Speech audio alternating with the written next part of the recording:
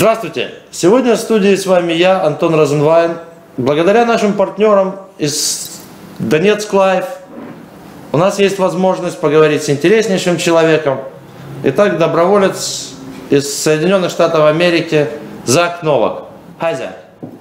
How are you? Good morning, and good morning to the beautiful people here in Donetsk City, remarkable city, and good morning to the new country of New Russia. It's a beautiful place. So how long have you been here? I arrived maybe 5 days ago, and it's a sacrifice that I made, leaving the United States and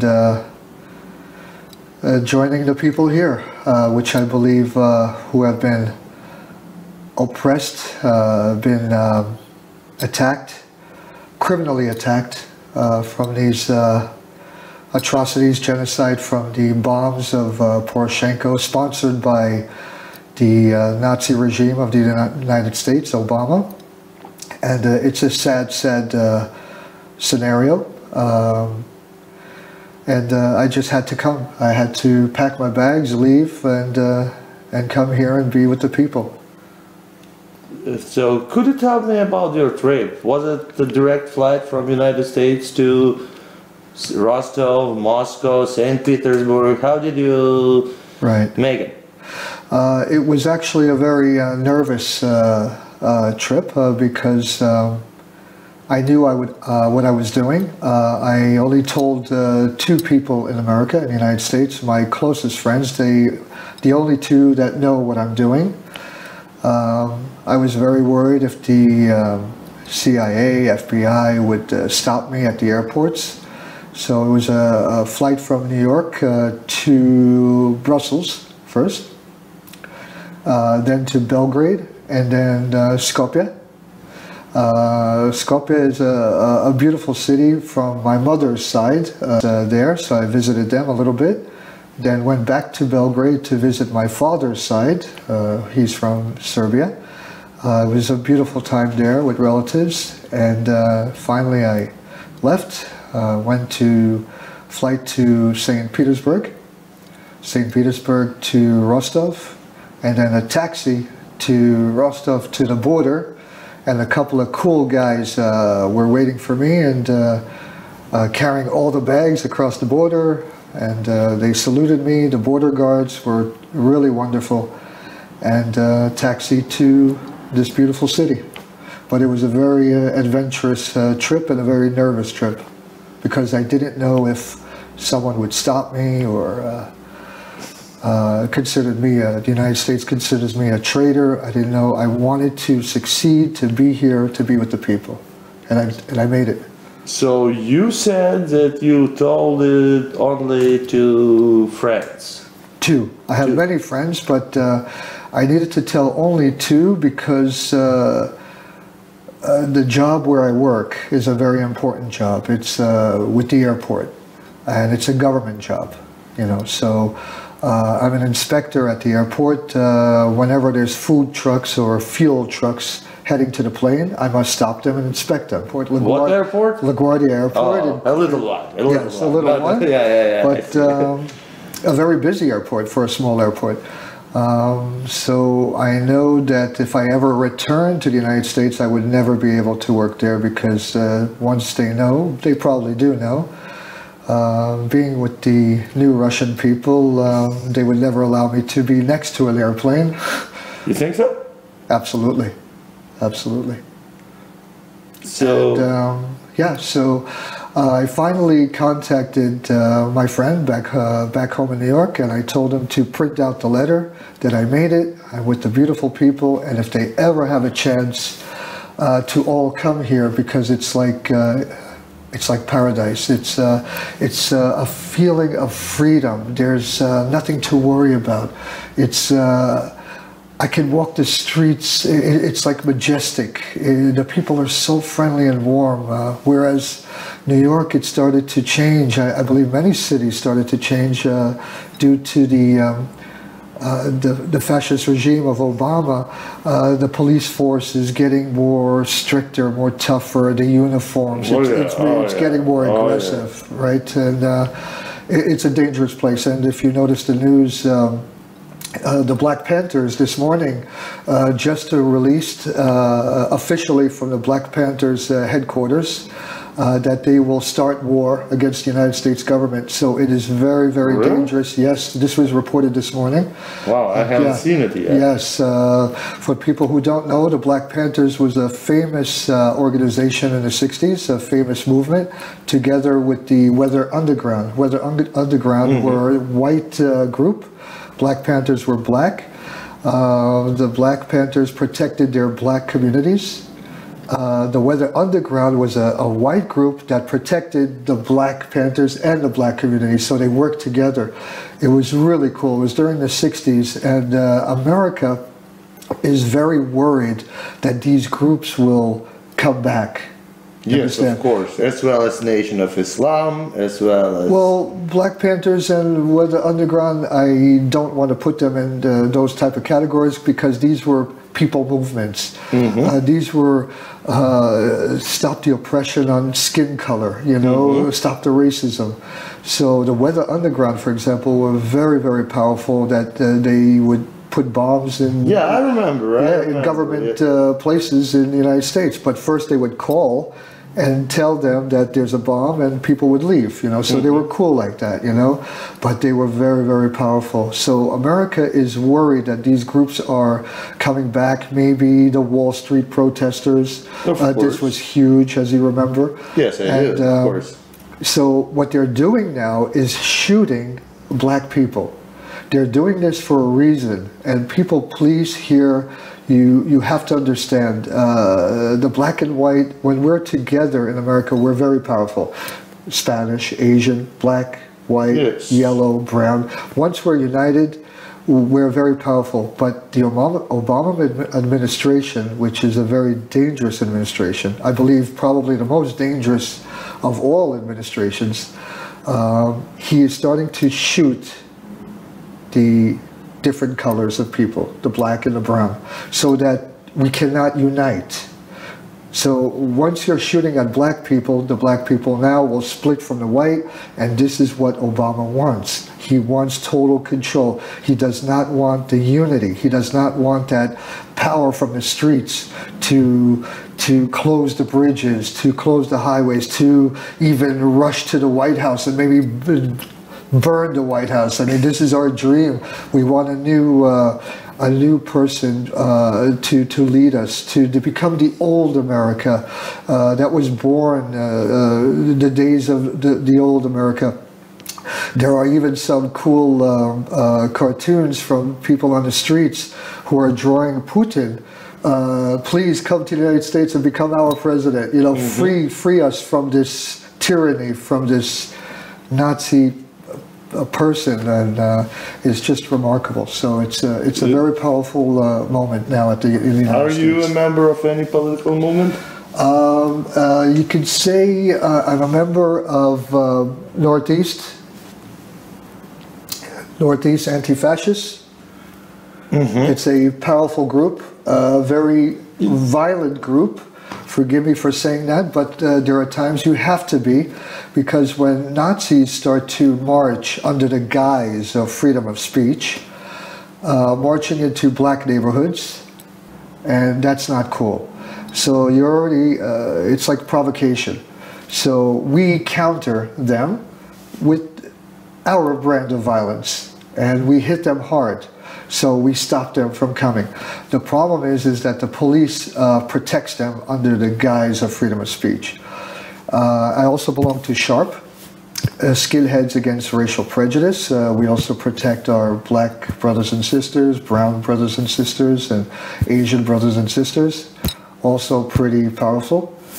Anarchists, you could say, from Anarchy to New York Action Front, I belong to also. We did a successful protest against the Nazis in Trenton, New Jersey, my New Jersey where I was born. So it was very painful for me to hear that the Nazis were marching in New Jersey, but we put a stop to that, and we really hit them hard. About the hypocrisy, Obama's guise of freedom of speech, what bothers me is The Wall Street protests, you remember, my friend? Yes, of course. It was from New York all the way to Los Angeles. People were demanding better jobs, better wages, stop closing the schools, if you recall, right? Yes. But yet, Obama's police would come and start hitting us with batons and getting out, get out of the parks, get out of the streets, and hitting us pretty violently. It was pretty bad. Yes, I remember those rubber bullets and stuff. Tear gas into the girls. That was not allowed on streets of Kyiv. Tear and gas. Nazis showed out. Right, so tear gas and women, and then there was this beautiful black woman, and she was screaming at Obama, saying, "How dare you? These are my children. I want a better job, better wages. Why are you closing our schools? I'm a teacher." And they started hitting her, and but yet Obama, he lets Nazis march through the streets for freedom of speech, but yet me looking for a better job, I get hit in the head. Does it make sense? This is very, very dangerous. There is many issues that look like nonsense those days. One, for example, is that Ukrainian anarchism and Ukrainian anarchist movement. Now it's split into two halves. One of them on our side, another is on Ukrainian side, and it's very weird that something new in this world, the patriotic anarchists.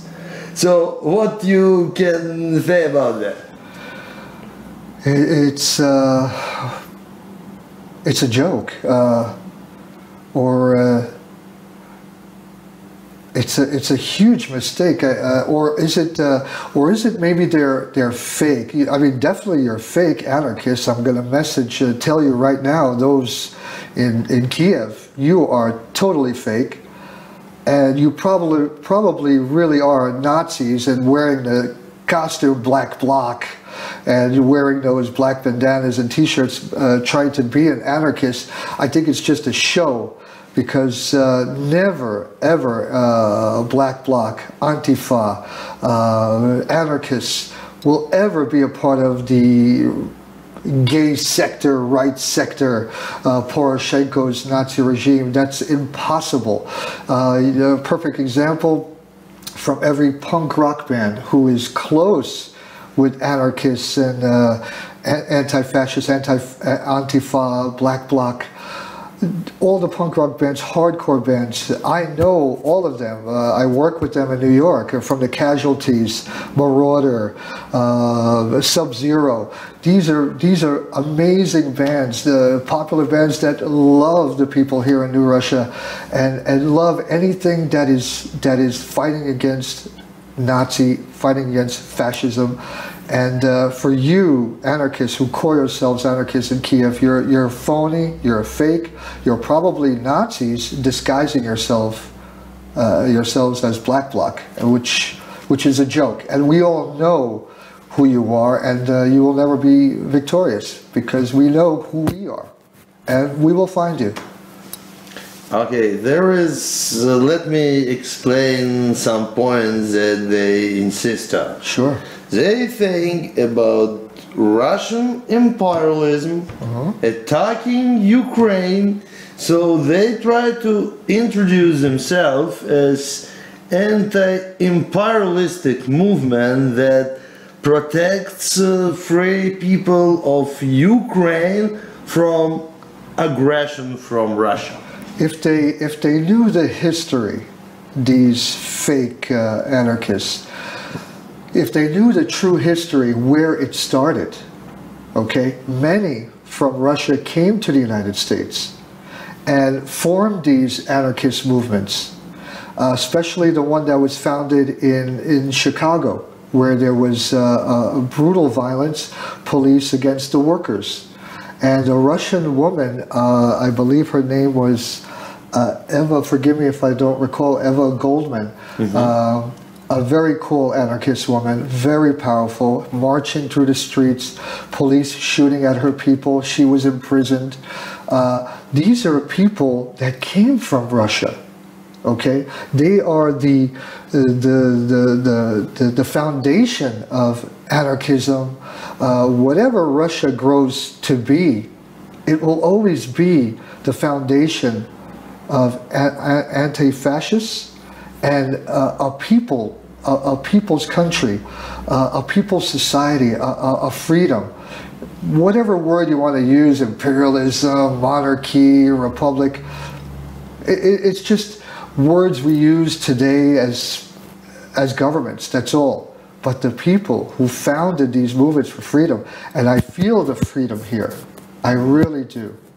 And all the anarchists, Antifa, Black Bloc, please come to New Russia and you will feel the freedom, and it's so amazing, it's so strong, and let's hit the barricades and let's destroy Kiev for once and for all, and liberate Kiev, because I know there's people on that side who really, I believe, need our help. And let's actually them. This split also goes through Russian anarchist movement.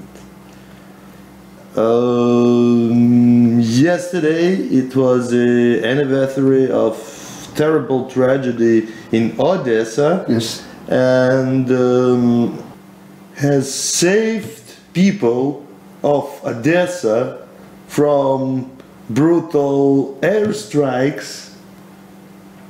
So if we look at that from point of people of Odessa, it saved them from that mess that had happened in Novorossia. What can you tell about those anarchists in Russia?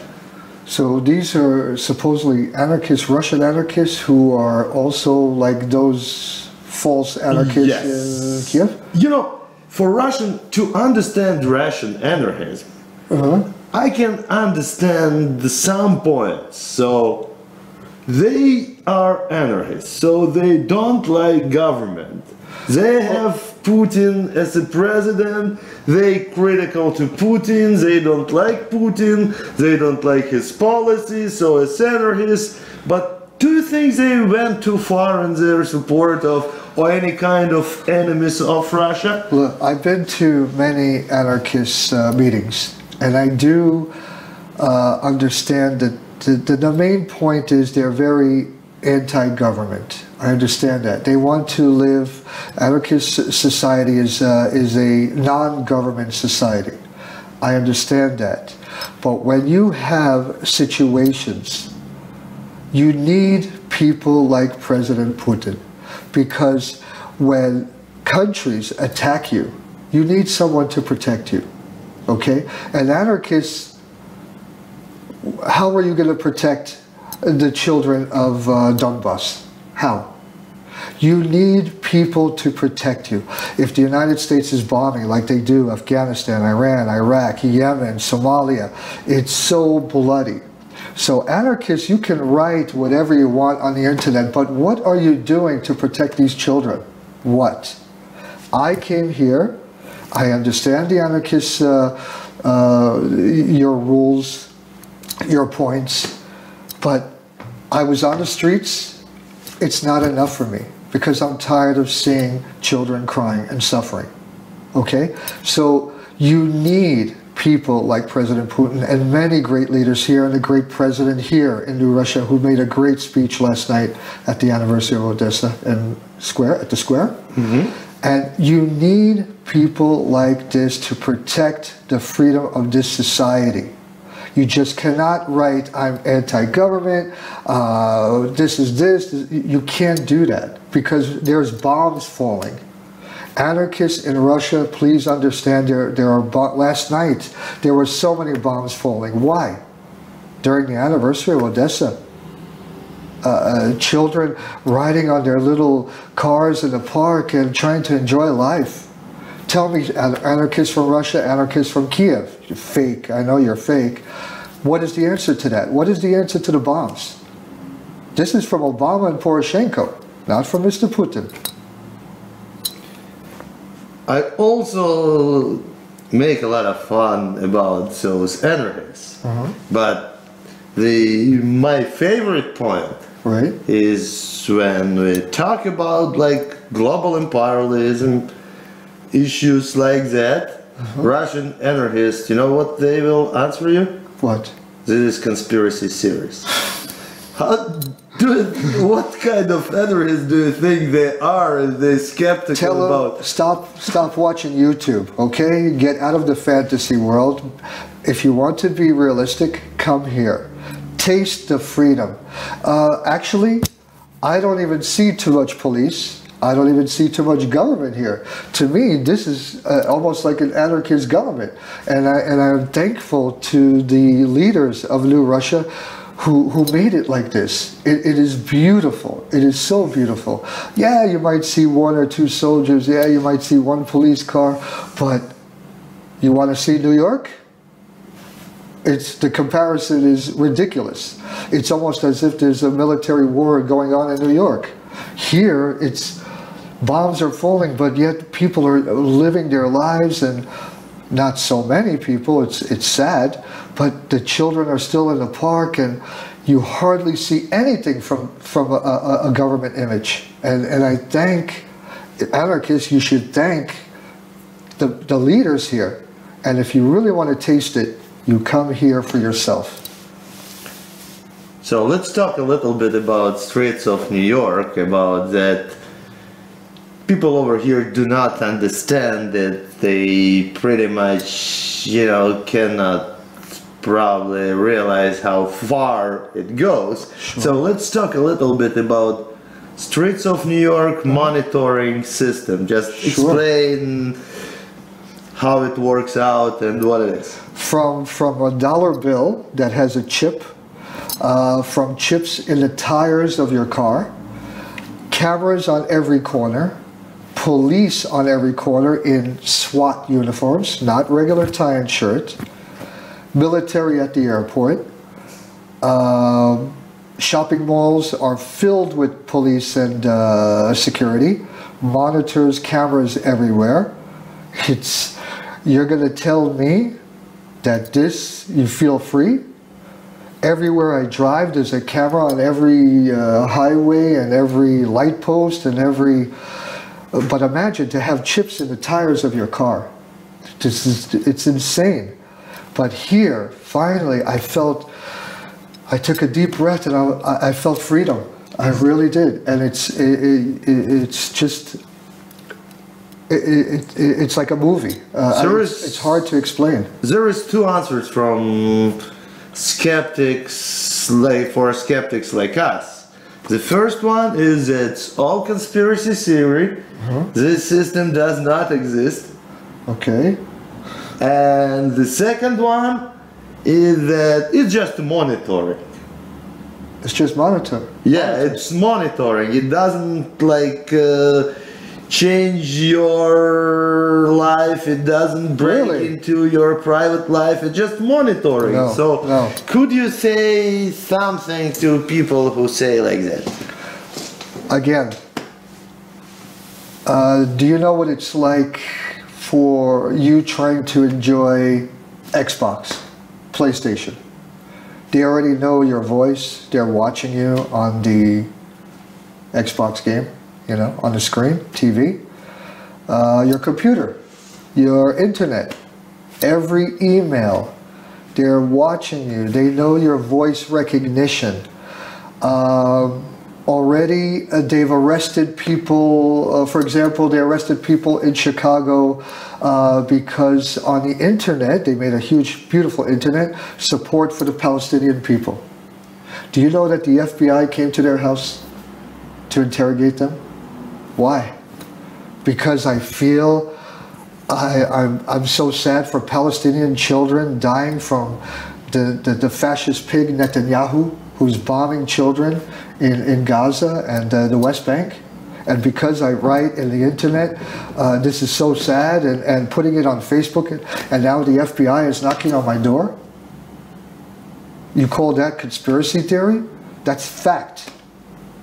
Every time I marched in Washington and New York, you would see snipers and FBI, CIA with their cameras, and they take pictures of all of us. Me and my friends, we all know. That's why it was very risky. I was very scared going to each airport to arrive here. I didn't know if I was going to be stopped. but I made it successfully.